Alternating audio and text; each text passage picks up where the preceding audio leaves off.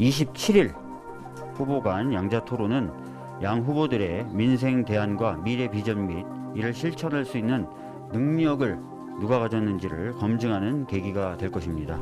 31일 전 세대가 모이고 가장 황금 시간대인 이 시간대를 좀 할애를 해서 국민들에게 20대 대선 후보의 토론회를 보여드리는 것입니다.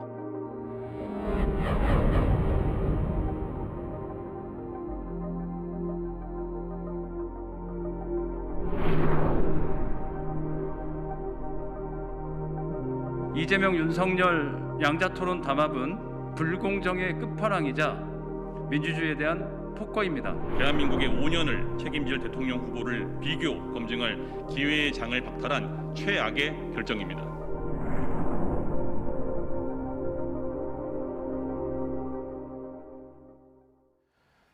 국민의힘 윤석열 후보 부인 김건희 씨의 7시간 통화 녹음 파일이 공개되자 민주당 이재명 후보의 욕설 녹음 파일이 공개되는 등 난타전이 가열되고 있습니다. 민주당 국민의힘은 각 당 대선 후보의 양자TV 토론 날짜를 두고도 신경전을 벌이고 있는데요. 나이트 포커스 오늘은 김관욱 계명대 교수, 이기재 동국대 겸임 교수와 함께 관련 소식부터 살펴보도록 하겠습니다. 안녕하십니까? 네, 안녕하세요. 예. 자, 두 후보 혹은 이제 대선 후보의 TV 토론, 과연 첫 TV 토론은 언제 열리게 될까요? 그러니까 지금 이게 박빙의 상황이잖아요. 그러니까 TV 토론이 사실 굉장히 더 중요해졌어요. 딴 때보다도. 근데 지금 민주당 같은 경우는 27일 날 10시에서 뭐 12시까지 뭐 이런 식으로 지금 잡아놓고 있는 것 같은데, 이거는 민주당이 잡은 것이 아니고 언론사들이 이제 공주파 3사가 지금 합의를 한 모양이에요. 그런데 이제 국민의힘은 31일 날, 그러니까 설날 전날이죠. 6시에서 밤 10시까지 4시간을 잡아놨어요. 그러니까 저는 뭐 이 부분에 대해서 사실 어떻게 보면 이 두 번을 다 해도 좋다. 사실상 뭐 지금 양자가 27일 날 한다 그러면 예컨대 31일은 뭐 사당 후보가 다 함께하는 그런 형태로 해도 좋다. 왜냐하면 국민의 알 권리가 사실 굉장히 제약을 받아왔어요. 지금 처음으로 TV 토론한다는 거는 사실 어떻게 보면 굉장히 늦은 감이 있거든요. 그래서 빨리 많이 하는 것이 지금 우리한테 필요하다. 특히나 이렇게 지지율이 등락을 거듭하고 뭐 이럴 때는 그만큼 이제 국민들이 선택을 못했다는 얘기일 수가 있거든요. 그리고 알 권리를 충족이 못 받았다. 뭐 이렇게 우리가 해석할 수 있는 부분이 있기 때문에 저는 후보들이 합의해서 많이 TV 토론하는 것이 바람직하고, 지금 제일 중요한 것은, 하지만 이제 현실 가능한 선을 찾아야 되거든요. 왜냐하면 방송국이 이렇게 얘기할 때는 광고라든가 편성이라든가 뭐 이런 걸 다 따져서 사실은 하게끔 돼 있거든요. 그런데 이거를 지금 양당이 그냥 합의하면 다 되는 것처럼 지금 국민의힘이 얘기를 하고 있는데,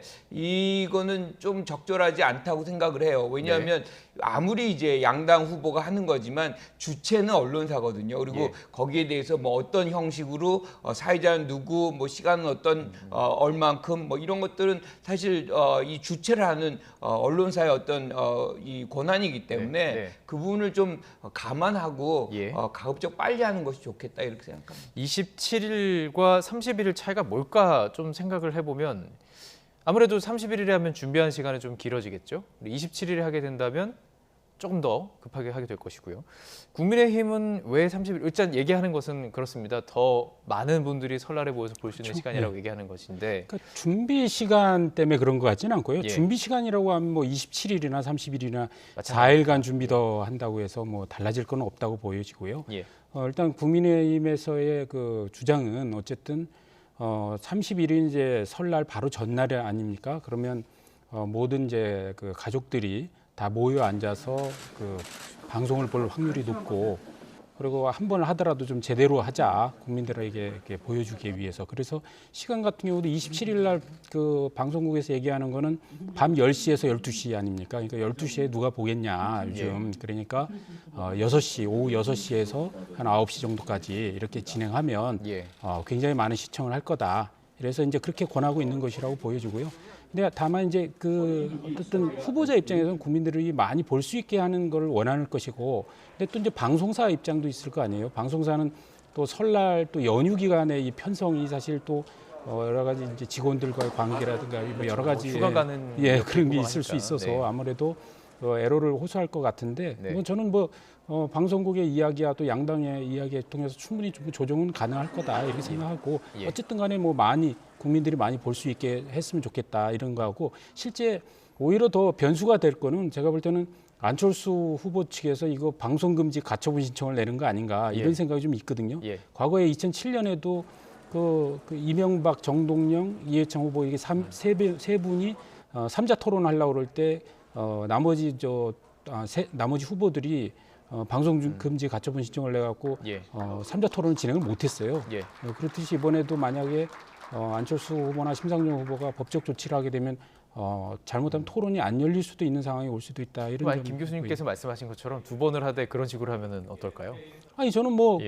어쨌든 각 당이 합의만 하면 예. 오히려 뭐 31일 날 4당의 후보가 할 수도 있다고 생각하기 때문에 아직은 좀 시간이 있어서 변수가 많이 있는 것 같습니다. 예. 그래서 지금 뭐 국민의힘의 뭐 윤석열 선대위에서는 뭐 적극적으로 이제 토론을 응하겠다는 지금 태도를 갖고 있기 때문에 네. 토론이 열릴 거라고 생각합니다. 이게 만약에 그냥 단순한 기싸움이라면 뭐 사회자 선정도 기싸움이 될 수도 있고 여러 가지 기싸움이 좀 이루어질 수가 있는데 그렇다면 변수가 또 뭐가 있을 수 있을까요?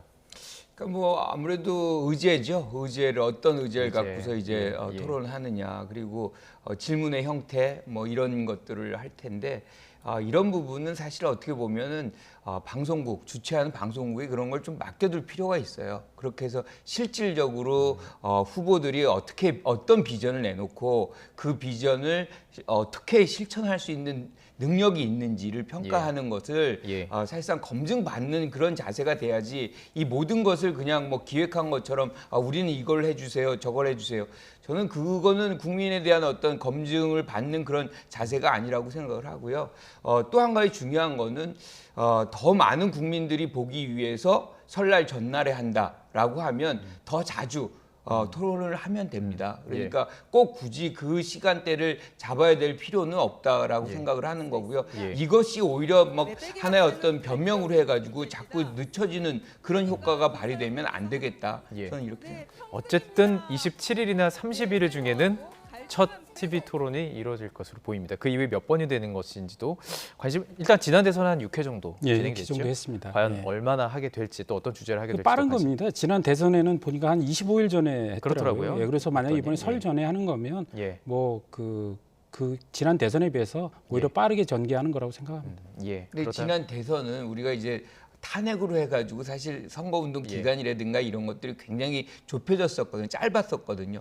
그렇기 때문에 나타난 현상이었던 거지 우리가 그 전에 어떤 대선 과정을 보면 훨씬 부족하시고 사실 늦게 TV 토론이 이루어지고 있는 것이다 라고 말씀드립니다. 자, 알겠습니다. 자, 이제 이 내용도 앞으로 저희들이 이제 대화할 이 내용도 대선 토론에서 나올 거예요. 나올 수밖에 없는 내용들을 좀 다뤄보도록 하겠습니다. 자, 윤 후보가 이른바 무속인 의혹과 관련해서 연일 뭐 공세를 이제 반대쪽에서 쏟아부었죠. 그랬더니 이제 그 산하 네트워크 본부 그 무속인이 뭐 고문으로 뭐 스스로 주장을 했는지 모르겠지만 일부 보도에서 고문이라고 보도했던 그 내용들에 대해서 네트워크 본부를 전격 해산시켰습니다. 어떻게 보셨나요? 저는 뭐 빠른 조치를 했다고 보여지고요. 빨랐다. 우선 사실 그 무속인이든 역술인이든 이게 선거 캠프의 그 구성원이 될 수는 있습니다. 왜냐하면 선거를 하다 보면 선대위 구성을 하지 않습니까? 그러면 임명장을 수여한다고 보면 이게 한두 명한테 하는 게 아니고 제가 이제 박근혜 대통령 대선 때 조직본부에 한번 그 일을 한 적이 있었는데 그때 조직본부에서 발행했던 임명장만 150만 장입니다. 150만이요? 그러니까 각 캠프에서 실제로 대선 때는 어마어마한 사람들에게 임명을 하면서 선거운동을 독려하거든요. 네네. 지금 지금 현재 그 윤석열 선대위에서 아무리 지금 선대위를 축소하고 했다 하더라도 지금 제가 알기로도 그 몇십만 장의 임명이 된 걸로 알고 있거든요. 그리고 선대위에 가보면 뭐 그 각 선대위 빌딩에 어마어마한 많은 사람들이 지금 출입을 합니다. 그 속에서 뭐 무속인이 될 수도 있고 역술인이 될 수도 있고 어쨌든 관계자들이 일부 있을 수는 저는 있다고 생각하고 다만 이제 그거로 인해서 이제 괜히 그 민주당의 공세가 진행되고 이거로 인해서 그 윤석열 후보가 오해를 받기 싫기 때문에 바로 이제 네트워크 본부라는 조직 전체를 아주 문을 닫게 하는 아주 특단의 대책을 하는 것만큼 굉장히 이걸 예민하게 좀 받아들이고 있다 이런 점을 말씀드리고 있습니다. 이게 없어도 되는 부분인가요? 그럼 이게 시상식 왜 있었는지 좀 궁금하기도 하고 그리고 지금 또 한 가지 궁금한 거는 전 씨 외에도 뭐 딸, 처남도 일하고 있고 근데 그 국민의힘에서는 그것에 대해서 물어보면 확인이 안 된다고 이렇게 얘기하더라고요. 그러니까요. 권영세 지금 본부장에 의하면 예. 사실 이 네트워크 본부라는 거는 당에 들어오기 전부터 예. 정치 입문하면서부터 윤석열 후보가 만들었다는 얘기예요. 그러니까 어떻게 보면 예. 선대본이 지금 통제하고 있지 않는 선대본이 만들어지기 이전에부터 있었던 조직이라는 거죠. 네네. 그리고 지금 알려진 바로는 사실상 거기에 건진법사 예. 그 외에도 이제 그 김건희 씨 오빠 그리고 굉장히 지인이라고 하는 황모 이제 건설회사 그 아들 뭐 등등이 이제 역할을 하는데 중요한 거는 무속인도 국민의 한 분들이니까 사실 임명장도 받을 수 있고 다 할 수 있어요.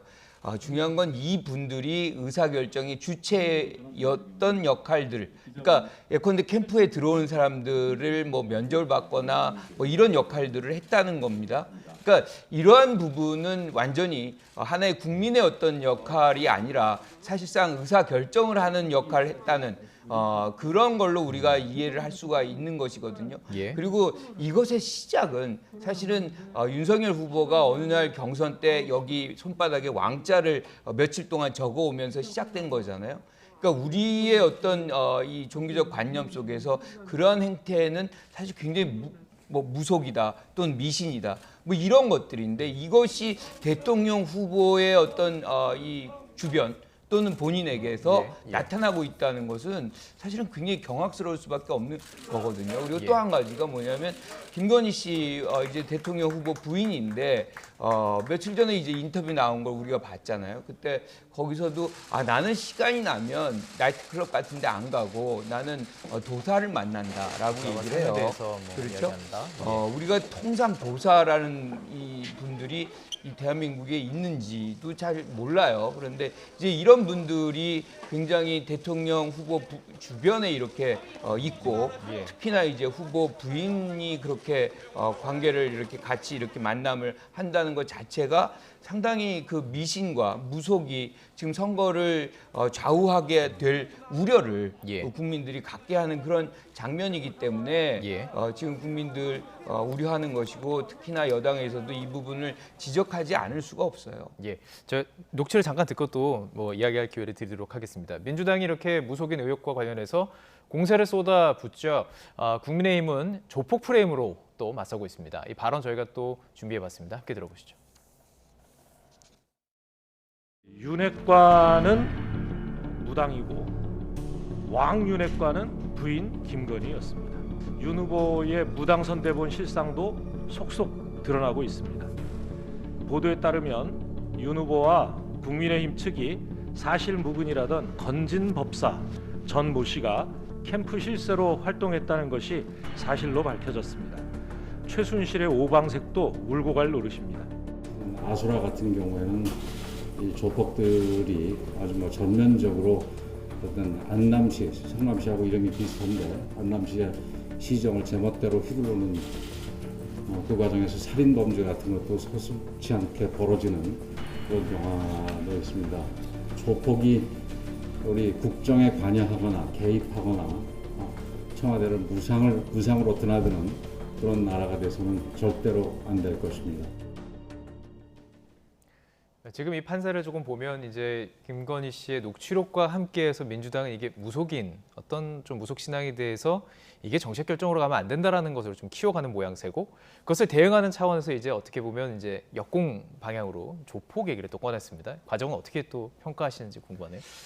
우선 이제 조폭 관련해서는 사실 이것도 굉장히 오래된 얘기죠. 그리고 특히 이제 성남 지역에서 이제 활동하시는 여러 이제 당원들 이야기들은 이재명 후보와 관련한 이제 소위 얘기해서 국제 마피아파 조직과 관련해서는 굉장히 많은 이야기들이 이제 오고 갔던 것 같아요. 그리고 어쨌든 간에 뭐 기록으로 우리가 알 수 있는 거는 최근에 이제 뭐 박철민 씨가 이제 뭐 이재명 후보가 국제 마피아파 조직의 고문이었고 그다음에 그 조직으로부터 상당한 이제 금전적인 이제 후원도 받고 했다. 뭐 이런 이제 폭로를 한 이제 사례가 있는 거죠. 그 일방적 주장은 아직 검증된 건 아닙니다. 그리고 이제 그 이후에 우리가 검증된 거로는 과거에 이재명 후보가 변호사 시절에 국제마피아파 조직의 이제 폭력 사건들을 변호했던 사건이 있었고 또 본인의 이제 조카가 국제마피아파 조직원이었던 것도 드러난 것이 사실인 것이고요. 그 이후에 또 뭐 지금 현재 그 성남 시장인 은수미 시장이 역시 국제마피아파 조직으로부터 선거 기간에 뭐 차량이라든가 이런 걸 제공받아서 이제 벌금형을 받고 이런 여러 가지가 있지 않습니까? 예. 그렇다 보니까 이제 이런 의혹이 제기되고 있는 것이고요. 근데 예. 아마 이 선거 기간에 이걸 갖고 다 뭐 지금 여러 가지 고소 고발이 있지만 뭐 검찰에서 전혀 뭐 진도가 안 나가고 있기 때문에 선거 기간에 뭐 다 드러나지는 않을 것 같고 예. 다만 이제 어쨌든 간에 지금 민주당에서는 그 무속에 대한 어떤 프레임을 씌우려고 하니까 제가 볼 때는 국민의힘에서는 이제 그거에 대해서 이제 아수라의 프레임으로 이제 맞대응하는 것 같은데 네. 사실 국민들 보시기에 좋은 건 전혀 아니죠. 그래서 뭐 무속과 뭐 이런 조폭이 난무하는 이렇게 해서 서로가 어떻게 보면 더 나쁜 사람이라는 걸 강조하면서 예. 이렇게 오히려 자기의 장점을 홍보하는 거로 가야 되는데 예. 이런 점에서 안타깝다고 보고 이런 예. 걸 좀 어느 정도 그 이제 국민들 스스로가 이제 좀 판단할 수 있는 상황이기 때문에 네. 좀 양 당에서 선대에서도 좀 자제를 하고 좀 정책 대결을 가야 되지 않겠나 이런 생각합니다. 그래서 그런 의미에서 이제 잠시 뒤에 또 정책 질문도 좀 드리도록 하겠습니다. 지금 말씀해주신 그 부분이 이제 어쨌든 그 녹취록의 근거가 돼서 이야기가 나왔고 아무래도 녹취록에서 했던 일호이였기 때문에 오늘도 그 내용을 안 할 수는 없을 것 같아요. 이야기를 좀 더 나눠보도록 하겠습니다. 일단 김건희 씨 녹취록 속의 미투 발언이 좀 논란이었잖아요. 이것과 관련해서 이수정 교수, 뭐 전 공동선대위원장입니다. 지금 이제 그 사퇴를 했기 때문에. 피해자 김지은 씨에게 직접 사과를 했어요. 이 과정은 뭐 어떻게 보셨는지요? 굉장히 의아해요. 본인이 지금 사과를 해야 되는데 지금 이분은 선대위가 해체가 되면서 선대본부에 무슨 고문 역할을 하시다가 그것도 이제 내려놓으셨나 봐요. 그러면서 이수정 교수가 좀 사과를 하고 그러니까 본인의 어떤 기존에 지금까지 살아왔던 것과 지금 그 분이 지지를 했던 윤석열 후보의 부인의 어떤 입장이 완전히 다르기 때문에 이 부분에 대해서 본인이 이제 사퇴를 하고 사과를 하는 이 장면이 벌어진 겁니다. 그런데 지금 여기에서 이제 그치지 않아요. 지금 영국의 인디펜던트지 같은 경우는 그리고 홍콩의 일간지도 마찬가지고 뭐라고 얘기를 했냐면 그러니까 제가 좀 단어를 순화시켰어요. 대가 안 줘서 미투를 한다라고 기사가 나왔습니다. 예. 이게 이제 영국 일간지와 이제 홍콩 일간지에 이제 나오게 된 거예요. 예. 그게 이제 대통령 후보 부인이 한 말이다라는 걸로 지금 나와 있습니다. 그러니까 어떻게 보면 이수정 전 위원장 같은 경우도 굉장히 곤혹스럽고 그 직위를 유지하기 굉장히 어려웠을 거라는 것을 이해를 하고요. 또 한 가지가 이제 그 국민의힘에도 상당한 뭐 여성 지지자들도 있고 국회의원들도 있고 그런데 이제 당사자는 사실은 후보 부인이잖아요. 그런데 지금 김지은 씨 같은 경우는 바로 직격해서 사실은 후보 부인이 사과를 했으면 좋겠다라고 지금 얘기를 하고 있는데 이 부분에 대해서는 거의 반응이 없어요. 그러면 어떻게 보면 이 얘기는 계속 불러갈 수밖에 없는 것이고 이것 자체가 한국의 어떤 여성들에 대한 상당한 모독일 수가 있습니다. 그래서 이거는 빨리 시급히 사과를 하는 것이 맞겠다 이렇게 생각합니다. 국민의힘 입장에서는 이게 일단 사적인 대화였고 그리고 이제 목적 자체는 이제 진보 진영의 사람들의 어떤 문제들을 비판하는 과정에서 나왔다 이렇게 지금 해명을 하고 있습니다. 이준석 대표도 관련해서 좀 얘기를 했었죠. 어떤 내용인가요? 그렇죠. 뭐 이준석 대표 이야기는 이제 이걸 2차 가해라고 볼 수 있느냐. 그러니까 지금 현재 이제 그 김지은 씨 관련해서 그 배우자 김건희 씨가 이제 2차 가해를 가한 것이다 이렇게 비판을 하니까 이제 그에 대한 이제 대응인데. 사실 저도 그렇게 생각을 합니다. 이게 뭐 김건희 씨가 이걸 뭐 공개적으로 어떤 뭐 방송이나 인터뷰를 통해서 얘기한 게 아니지 않습니까? 알리려고 하지는 그렇죠. 알리려고 한 게 아니라 이제 기자와 뭐 그 기자가 이제 뭐 하도 친분을 이제 관계를 유지하면서 이제 누님 동생하는 관계 속에서 그냥 어떤 사안에 대해서 이야기를 하는 가운데 나온 이야기고 그것이 이제 언론을 통해서 MBC를 통해서 보도가 됐기 때문에 사실 2차 가해자는 MBC인 거죠. 제가 볼 때는.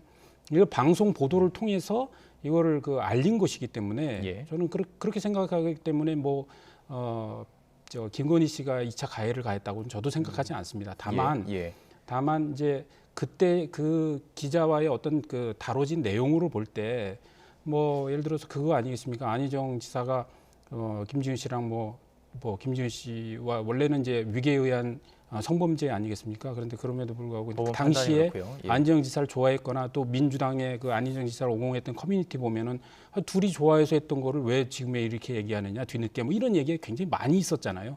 그러니까 그거에 대해서 우리가 사석에서 이야기하고 이런 얘기들을 하면서도 야 그렇다 하더라도 이건 아니다라고 하는 경우도 있고 여러 가지 이제 의견이 있을 수 있는데 어쨌든 간에 지금 그거를 이렇게 그 사적인 대화를 해서도 혹시 그런 인식을 잘못 갖고 있는 거 아니냐 이런 부분에 대해서는 저는 그 대통령이 배우자가 될 분이라면 저는 이 부분에 대해서는 사과를 해야 된다고 생각하고요. 혹시 이제 다음 발언이 나오고 나면, 그러니까 다음 이제 방송이 나오고 나면 혹시 직접 사과도 할 수 있다고 저는 그렇다고 봅니다. 왜냐하면 현재 지금 7시간 45분 분량으로 이렇게 했다고 하는데 그 50몇 차례의 그 통화를 어떻게 지금 후보자 부인이 기억을 못 하고 있는 상황일 거라고 봐요. 그래서 그 파일을 지금 받아서 지금 다 들어본 것도 아니고, 그럼 그 다음에 또 이번 주 일요일 날 또 MBC에서 또 MBC 스트리트 방송에서 2차 방송을 한다고 하지 않습니까? 그렇습니다. 그걸 다 들어보고 나서 종합적으로 본인이 잘못한 부분은 또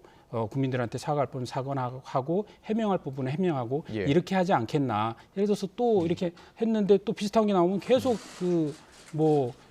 사과를 달고 살아야 되는 이런 상황이 될 수도 있기 때문에 저는 오히려 이제 방송이 그렇게 편성돼 있기 때문에 이번 그 일요일의 결과 방송을 보면서 종합적으로 국민들에게 말할 수 있는 기회가 올 것이다 이렇게 생각합니다. 이후에 과연 사과가 있는지도 관심 가지고 좀 지켜볼 텐데요. 그 사실 이제 처음 방송에 나왔을 때는 그 서울의 소리 기자에게 1억 원 줄 수 있어. 이 발언이 상당히 좀 논란이 될 것으로 추측이 됐었어요. 근데 지금 보면은 오늘 중앙선관위가 공직선거법 위반 여부를 판단하기는 어렵다. 그러니까 아니라는 게 아니라 판단하기 어렵다 이렇게 밝혔습니다. 중앙선관위가 좀 관대하다 이런 생각이 좀 들어요. 그러니까 사실상 이 언론이 매수는 의사만 표현을 해도 사실은 거기에 해당이 되거든요. 그리고 지금 30분을 이제 몇 명 두고서 강의를 했는데 그것도 105만 원을 받았단 말이에요. 이거는 이제 이 청탁금지법에도 해당이 되는데 이 부분에 대해서 이제 중앙선관위가 굉장히 관대하게 지금 이 바라보는 것 같습니다. 그런데 그렇게 볼 수도 있겠죠. 그런데 제일 중요한 거는 사실 여기에 굉장히 구체적인 액수가 나와요. 그게 굉장히 저는 충격적이었어요. 1억까지 줄 수 있다. 그렇죠. 1억 원이라는 단어를 아주 쉽게 얘기를 하고 그 대상이 기자거든요. 아까 지금 이기재 교수님 그 사적 대화라고 그랬는데 사적 대화라고 했다면 판단을 법원이 했다면 이거를 가처분 신청을 받아들여 줬을 겁니다. 사적 대화라고 생각을 안 하는 거예요. 법원 판단은 이게 공인이고 공적 대화라고 보는 거죠. 왜냐하면 그분이 사실상 기자 매체 이름도 얘기하고 본인 신분도 얘기하고 다 얘기를 했어요. 기자 인터뷰입니다. 어느 대통령 후보 부인이 이렇게 얘기를 하나요? 기자한테. 그거는 있을 수가 없는 거거든요. 그래서 저는 아까 미투 얘기도 마찬가지고 지금 1억 원 얘기도 마찬가지고 이런 것들이 상식적으로 거의 이해할 수 없는 수준의 어떤 대화이거든요. 이게 기자와 대통령 후보 사이에서 후보 부인 사이에서 이제 나눠진 대화라고 한다면 저는 매우 충격적이다 이렇게 생각을 할 수밖에 없죠. 제의를 하는 것 그리고 실행에 옮겼느냐 이런 것들 모든 것 다 종합적으로 판단을 할 수가 있겠지만 말씀해 주신 것은 제의하는 것 자체가 좀 문제라는 것입니다. 어느 선까지 용납할 수 있을까요? 이 부분은. 근데 어쨌든 파일을 다 들어보면 사실은 이렇게 텍스트로 보면 굉장히 예민한데 파일을 다 들어보면 저는 들으면서 크게 이상하지 않았거든요. 앞서 이제 본인이 기자가 힘든 얘기들을 그러니까 하고 좀 도와달라고 하고 그러니까 기자가 자기 이제 서울의 소리에서 이제 급여 문제를 얘기하면서 힘들다고 얘기하고 그리고 또 어쨌든 김건희 씨는 좀 도와달라 이렇게 얘기를 한 거 아니겠습니까? 기자 그만두고 와서 캠프에 와서 좀 도와줄 수 없느냐. 그러니까 기자로서 기사를 쓰는데 어떤 대가를 주겠다 이게 아니잖아요. 기자 그만두고 그냥 캠프에 들어와서 일 좀 도와줄 수 있느냐 이렇게 얘기를 하는 건데 정보업을 해달라고 하던데. 예? 예, 정보업을 해달라고. 그러니까 얼마 줄 수 있냐 이렇게 예. 얘기를 한 거 아닙니까? 얼마 줄 수 있냐 그거에 대해서 네 일하는 만큼 주는 거지 1억 줄 수 있지 이렇게 하면서 얘기하는 자연스러운 어떤 이런 거였지 그게 무슨 계약 관계라든가 진지하게 무슨 이런 그런 대화로 좀 들리지 않았거든요. 그래서 근데 매우 구체적인 얘기가 여기 나오잖아요. 그 당시가 사실은 경선 때입니다. 경선에 아주 각축을 벌이던 경쟁 대상이 상대가 홍준표 후보였어요. 그 홍준표 후보에 대해서 굉장히 어렵게 해라 이런 요구. 그래서 잭팟을 터진다 이런 얘기를 하는 거는 굉장히 구체적인 거거든요. 이것이 그 내용도 그 기자가 홍준표 후보의 행사가 있다고 하니까 가서 뭘 물어볼까 이러면 사실은 유도해내는 겁니다. 그래서 사실은 제가 볼 때는 김건희 배우자가 이 기자가 파놓은 함정에 걸려서 그 여러 가지 이야기를 하게 된 거라고 좀 보여지고 지금 몇 번에 걸쳐서 지금 방송 김건희 씨의 어떤 이야기가 나왔지만 그 사이사이에 이 말을 이끌어내기 위한 이 기자라는 분의 음성들은 전혀 나오질 않았어요. 그냥 간조만 나왔지. 그러니까 중간중간에 제가 볼 땐 이 기자가 상당한 많은 이야기를 하면서 의견을 좀 끌어냈을 거라고 보거든요. 굉장히 함정에 빠져 있다고 봐요, 저는. 그렇기 때문에 이 전문을 좀 봐야 되지 않느냐. 이런 얘기 나옵니다. 아니 근데 저는 그 부분에 대해서도 그렇게까지 구체적으로 어느 누구도 얘기를 하지 않아요. 굉장히 민감한 얘기입니다. 그거는 선거법에도 그렇고 또 한 가지 이제 말씀하셨으니까 드는 느낌은 사실은 본인은 정치 개입 안 하고 본인은 후보 부인으로서만 역할을 하고 윤석열 후보 자체도 우리 와이프는 하면은 봉사활동 정도만 한다라고 얘기를 했어요. 그러면 본인도 그렇고 또 후보도 그렇고 사실상 지금 엄청나게 개입한 건데 이 정도면 거짓말이죠. 이거를 거짓말이 아니라고 얘기하기가 어렵잖아요. 지금 선거 전혀 개입 안 한다고 얘기했는데 이렇게 구체적인 얘기까지 아무리 분위기 편한 상태에서 했다고 해도 내용 자체는 엄청난 개입이 보여지잖아요. 저희가 이 주제를 사실 꽤 오랫동안 얘기를 나눴었기 때문에 짧게 반론 기회 드리고요. 다음 주에 넘어가겠습니다. 저는 이제 캠프가 여러 개 단계가 있다고 생각합니다. 처음에 우리가 어디 후보로 출마를 해보면 이 가족하고 친척 중심으로 이렇게 소규모 후배나 이렇게 시작을 하고 그 다음에 경선 캠프를 하고 그 다음에 본선 캠프로 들어가지 않습니까? 그런 차원에서 처음에는 배우자의 역할이 상당히 있어요. 그 역할은 어느 후보나 좀 마찬가지라고 생각합니다. 알겠습니다. 배우자의 역할이 과연 여기까지인가에 대한 생각이 다르신 것 같습니다. 자, 주제를 좀 넘어가도록 하겠습니다. 오늘 이 얘기 잠깐을 꼭 해야 될 것 같아요. 자, 민주당 선대위에 방송 언론인이 국가인재 영입으로 이제 발표가 됐습니다. 저희 이제 YTN 앵커도 들어가 있고요. 지금 어쨌든 노조는 JTBC도 그렇고 YTN 노조는 부적절하다라는 논평을 밝혔습니다. 과정 어떻게 보셨나요? 저는 언론인이 이렇게 갑작스럽게 한쪽의 어떤 캠프에 들어가는 것이 바람직하지 않다는 생각이에요. 그런데 직업의 자유가 있고 얼마든지 그거에 이제 법적인 제한은 없습니다. 그런데 지금 오늘 2명이 이제 민주당으로 갔는데 사실은 이거의 시작은 이 윤석열 후보에서부터 시작하죠. 그러니까 조선일보에서 논설위원을 하던 분이 갑자기 하루아침에 이제 그만두고 윤석열 캠프로 들어갑니다. 거기에서부터 사실상 어떻게 보면 시작됐다. 그래서 이것은 윤석열 후보나 이재명 후보나 지금 같이 이렇게 맞물려 있는 것인데 우리가 근본적으로 바라본다면 사실 그 전까지 이렇게 공적인 역할을 하다가 한쪽의 어떤 정치적 편향성을 갖는다는 것이 국민의 입장에서는 좀 당혹스러울 수가 있거든요. 그래서 이거는 국회에서 입법을 하긴 좀 그렇죠. 그러니까 이거는 본인의 어떤 노력, 자정 능력 이런 것들을 통해서 절제돼야 된다. 이 정도로 말씀드리고 싶습니다. 말씀을 주신 게 윤석열 후보 측에서 먼저 시작했다 말씀해 주셨는데요. 그러면 짧게 말씀해 주세요. 그러니까 그러면 민주당에서 그때도 비판 많이 하셨잖아요. 그런데 그러면 이번에 하지 말았어야죠. 왜 민주당에서 또 따라하십니까? 제가 볼 때는 그런 거고요. 우선은 저는 이제 그런 거죠. 왜냐하면 지금 이제 가신 분들이 이제 앵커든 어떤 기자들이 하셨으면 바로 갑자기 하루 만에 결정하지는 않았을 거 아니에요. 그런 이제 제의가 왔고 그 결정 과정이 있었을 텐데 그 동안에 기자로서 앵커로서 이제 언론으로서 역할을 했을 거 아닙니까? 본인은 예. 뭐 하루 만에 결정한 것처럼 얘기는 예, 그 기간 들었습니다. 동안에 좀 편향성이 있지 않았겠느냐라는 예. 이제 얘기를 할 수 있는 것이고 예. 또 이제 국회의원 선거 같은 경우도 왜 판검사들이 바로 국회의원에 도전하는 경우도 있잖아요. 그러면 그동안 판결이 오히려 거래했던 거 아니냐 뭐 이런 의혹을 낳는 거거든요. 예. 그래서 좀 좀 숙려 기간이 좀 있어야 되는 거 아니냐. 예를 들어 공무원들도 공무원을 퇴직한 다음에 어디 다른 민간 기업으로 가려면 예. 기본적으로 어느 기간을 지나서 가지 않습니까? 이렇듯이 좀 그런 것들이 좀 필요하지 않겠냐 이런 생각. 알겠습니다. 자, 다음 주제로 또 넘어가 보도록 하겠습니다. 지금 김건희 씨 녹취 파일 때문이겠죠. 이재명 후보와 관련해서 욕설 녹취록이 또 굿바이 이재명의 저자 장영하 변호사죠. 160분 분량의 녹음 파일을 언론에 지금 공개하고 있습니다. 이 관련 내용을 저희도 녹취를 좀 준비했습니다. 이 내용도 듣고 계속 이야기 이어가죠. 도저히 입에 담을 수 없을 정도로 몹시 거친 이 후보의 욕설이 난무하는 저의 과거의 한 부분이고 또 책임져야 될 부분이기 때문에 깊이 사과드리고 다시는 벌어지지 않을 일이니까 우리 국민들께서 용서해 주시면. 자, 바로 사과했고요. 그런데 이제 장 변호사는 이 파일을 아예 통째로 지금 뭐 어떤 방식으로건 뭐 SNS를 통해서건 다 지금 공개를 하겠다는 거예요. 영향이 좀 있을까요?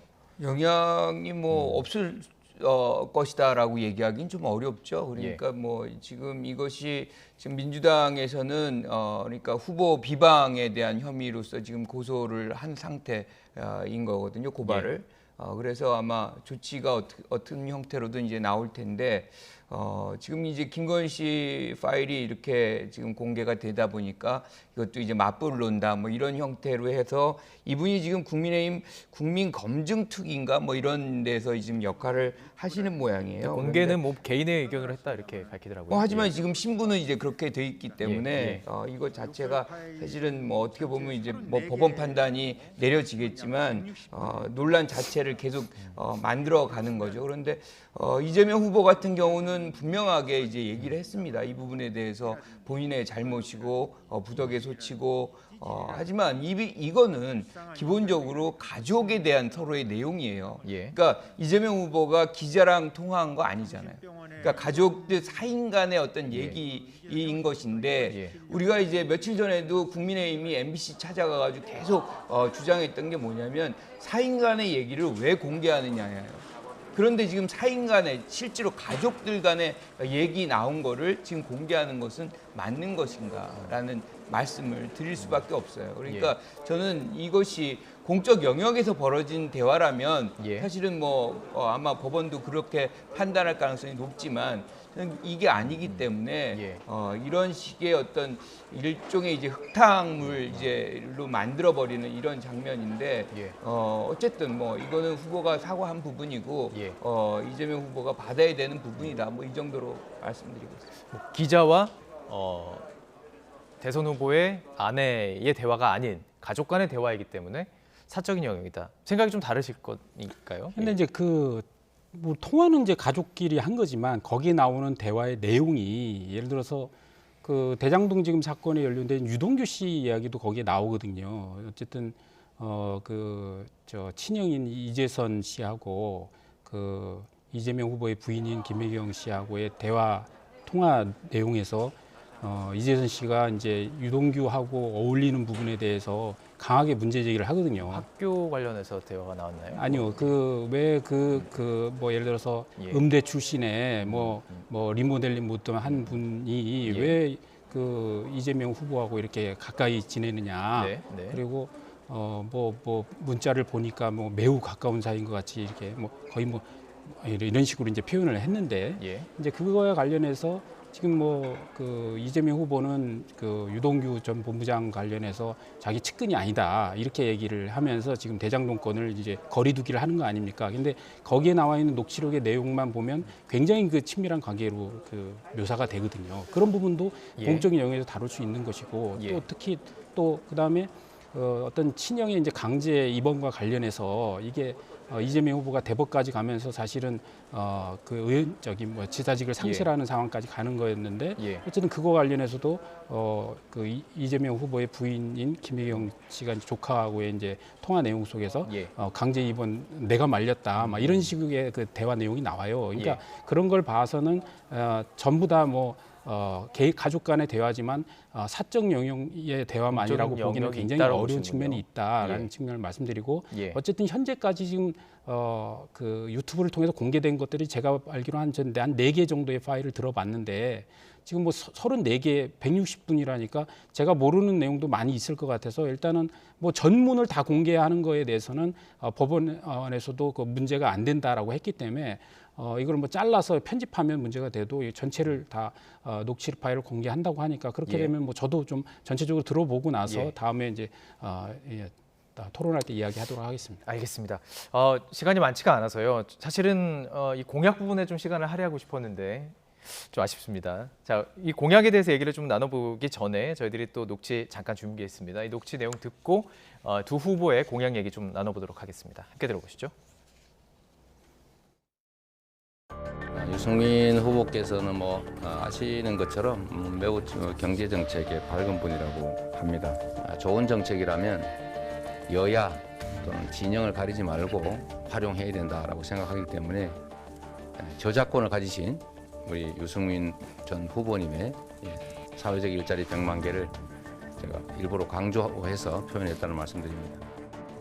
우리 유승민 후보가 경선 때 내세우셨던 디지털 인재 100만 명이라든지 또 사회 서비스 일자리 창출은 저도 같은 주장을 했습니다만은 100만 개라든가 300만 개라는 그 수치는 좀 우리가 장기적인 뭐 목표로 하면 모르겠는데 단기적으로 임기 내에 하기는 쉽지 않은 그런 거라고 저는 생각을 하고.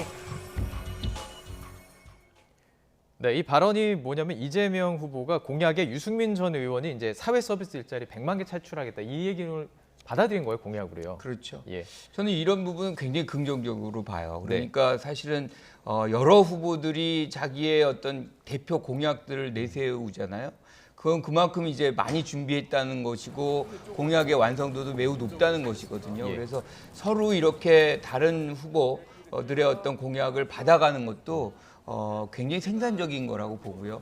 지금 유승민 후보 같은 경우 사회적 서비스에 100만 개의 자리를 만들겠다. 그리고 지금 또 디지털 전환에 대해서 이재명 후보가 거기에도 한 100만 명의 어떤 인재를 양성하고 그것에 일자리를 만들고 그리고 이게 자체가 사실은 미래의 어떤 성장 동력이 되거든요. 그리고 또 한 가지가 이 기후 에너지, 이제 에너지의 전환, 여기에서 이제 또 100만 개를 만들겠다는 거죠. 그런데 이제 윤석열 후보가 이 부분에 대해서 굉장히 좀 어떻게 보면 부러웠는지 이 영역에 대해서 뭐 실현 가능성에 대해서 좀 뭐 이렇게 비판하는데 장기적으로는 뭐 볼 수는 있겠지만 좀 너무 실현 짧은 임기에는 어렵겠다 이렇게 얘기한 거죠. 그렇죠. 그런데 이제 제 생각은 뭐 이런 것들을 서로 경쟁하는 거 굉장히 좋다고 봐요. 그래서 저렇게 달성 가능성도 따져보고 그러면 이제 뭐 이재명 후보 쪽에서는 그럼 우리가 좀 더 이제 구체적인 이제 플랜들을 제시할 것이고 그것이 어떻게 보면 이제 선거 국면을 주도하는